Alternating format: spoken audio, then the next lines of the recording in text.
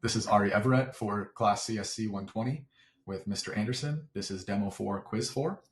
I chose to work through the same problems on the quiz because I felt that would help me demonstrate my understanding the best, seeing that I only approached to do problem 1 in the quiz and I got that incorrect. So I wanted to show my full understanding of that by correcting my wrong there, as well as demonstrating the rest of the problems on here for a thorough completion of target 7C, D, and E in the modules for the past 2 weeks.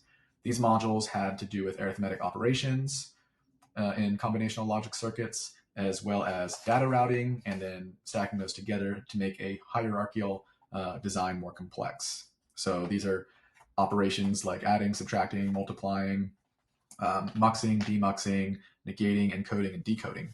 So let's get into it. I'm referencing material here from the quiz that I'll use to work through and display in Logisim in front of us. So first target was the full adder here. We were given the Boolean equation on here, and then we were to convert a conceptual circuit. So A and B inputs, those are one bit binary numbers, and then a carry in as long, and that will equal the sum and the carry out. So let's turn all these low and show what that means. Through the XOR operation that we see here, along with some AND and OR gates, we basically add these two together in binary.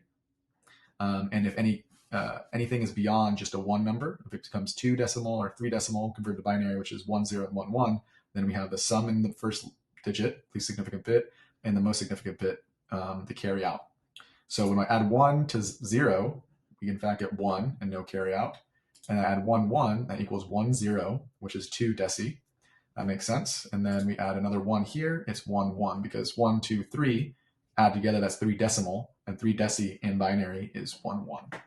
So in the second target here, we made a cascading full adder for a 3-bit, for 2 3-bit digits. So what we did was, out of the full adder here, we created devices, enclosed devices or ICs, and dropped them in here 3 times in 3 iterations to represent the least significant bit, the middle digit, and the most significant bit.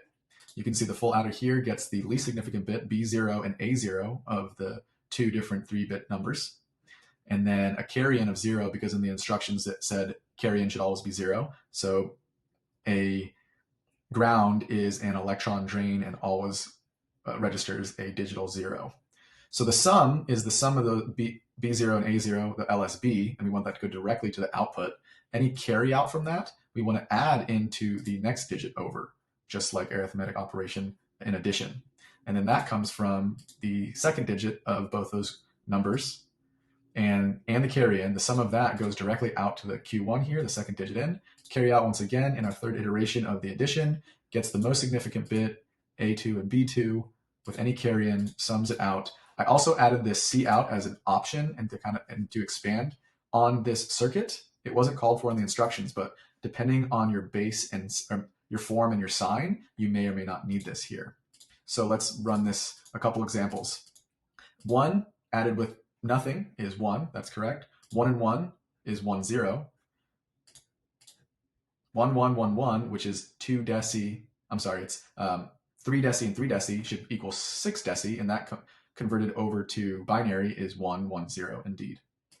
Let's put them all high. We can see this equals, it's 7 plus 7, and that equals 14 on the right. Okay, on to the next target. Here we deal with multiplexers or muxers or data selectors, and that's just what we've done here. We've added a selector switch with a low and a high with the NOT gate into the 2-digit input. It's not a 2-digit input, it's rather 2 different inputs. And we want to have one pass through based on the switch. So you can see both are high. Our output is also high. Well, if we turn the switch off, it will also be high. And you can see here highlighted which one is routing through. So let's turn off one of them. D0 with selection 0 allows the D0 to flow through and be 1. If we switch this to high, it turns to 0, which is our D1. And that's the data selector. Now we were to create a mux 3-bit 2 to 1. So two 3-bit numbers are to be entered into the muxes here, and then based on the selection switch, one of those 2 numbers will route through. So for example, in real life, you want to have a scoreboard show whether it's off or on. Well, if it's on, you want it to pass through and say that it's on the display. And then if it's off, you can say that it's off, but not necessarily the power. So let's put a number here in the B grouping, 1, 1, 1, 1. You can see with our selection here, with 1 high, it allows the B grouping to pass through. But if we switch this off, it allows the A grouping to pass through and hinders the B grouping. So, and just to double check that, we can press 1 over here. We can see that that number from A is out to the output. And then finally, the final was to combine both of those previous builds with the devices that we created to create a more complex design to do something with purpose. So this design was to add 2 3-bit numbers together and based off of selection switch, either output that sum or just have 0. So it's like adding something together. And if you want to display that to the user, then display that. If not, then just don't show anything.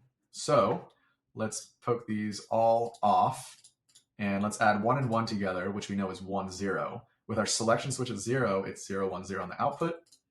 With our selection at 1, it inputs these branched together grounds, which again is electron sync 0, digital 0, and outputs that. Let's put numbers all these high, right? Even with these all at the highest, selection switch is not allowing those to pass through. In the mux, it's data selecting this ground here, and it's outputting all zeros. Once I flip this to 0, it becomes that sum of these numbers, which we saw in my previous example. This is 14, right? It's 4, 2, and 1. Yep, 7 deci plus 7 deci is 14 deci, which converted to binary is 1, 1, 1, 0. But here we don't have the 4th bit out. We could expand this to go back into our device here and build a 4th bit out into our mux here. But we've left it here at our particular design. And that's it.